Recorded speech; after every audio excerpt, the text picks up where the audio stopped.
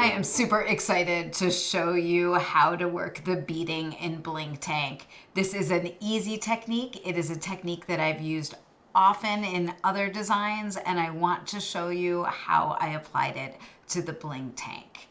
So the beads on Bling Tank are pre-strung on your yarn and then worked into knit stitches. This is a 2-row technique where in 1 row on a right side row you are working with the beads, and then on a wrong side row you are placing those beads before you purl across the row.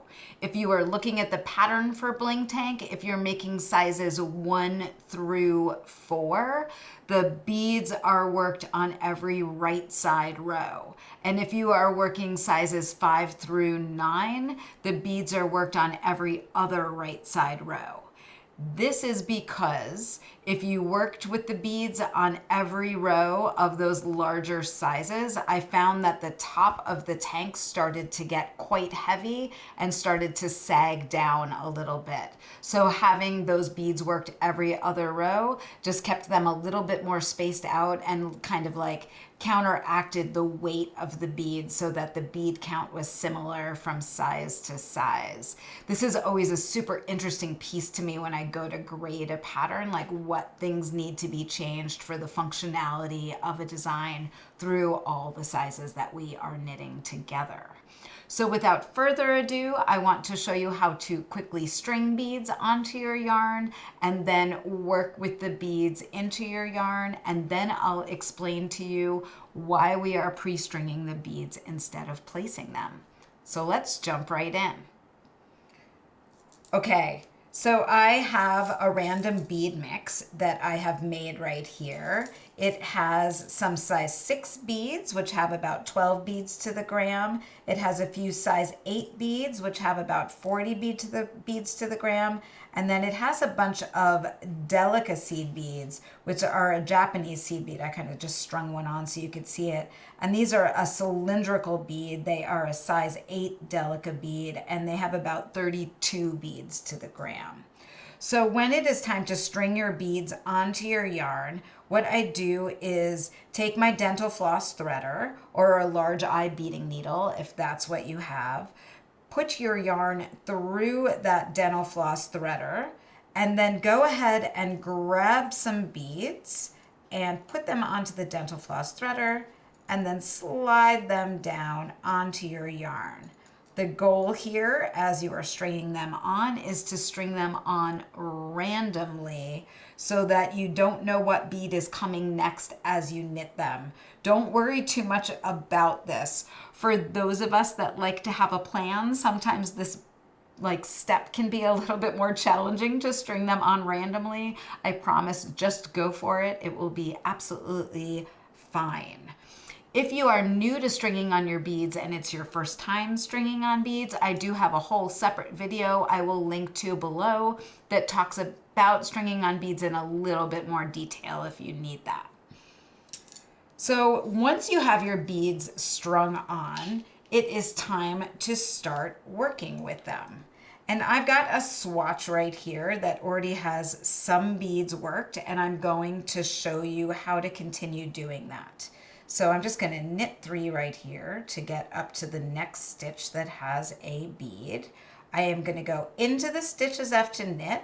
I'm going to go grab a bead and I'm going to slide it down, but not slide it down all the way so that it's touching the needle. I'm going to kind of leave it out a little bit so that when I go to wrap my yarn around to make that stitch, that bead is kind of sitting on top of the right-hand needle. And then I can pop that bead through so that it is sitting on the stitch. You don't want your beads to end up in between your stitches. That's a completely different technique. So let's do that again. I'm going to knit 3. I'm going to go into the next stitch. I'm going to go down my yarn. I am going to grab a bead and slide it up, but not all the way up. Wrap my yarn around. You can see I'm kind of holding my finger right there to keep that bead in place, and I'm popping that bead through so it is sitting up on the needle. Again, make sure that it's sitting up on the stitch like that, not in between the stitches. And now I'm going to do this one more time, and you're really going to have it. Go into the stitch, grab the bead, slide it up, but not all the way. Pull that bead through, and then continue on to the end of your row. Now, when you come to these beads on your next row, you're going to look at their position. And you'll see in your pattern that it talks about starting with your bead right or bead left. So let's look at that on the needles. Do you guys see this bead right here sitting on the next stitch on my left-hand needle? Do you see how that bead can be all the way on the right leg to the front of that needle, or it can be all the way on the left leg to the back of the needle?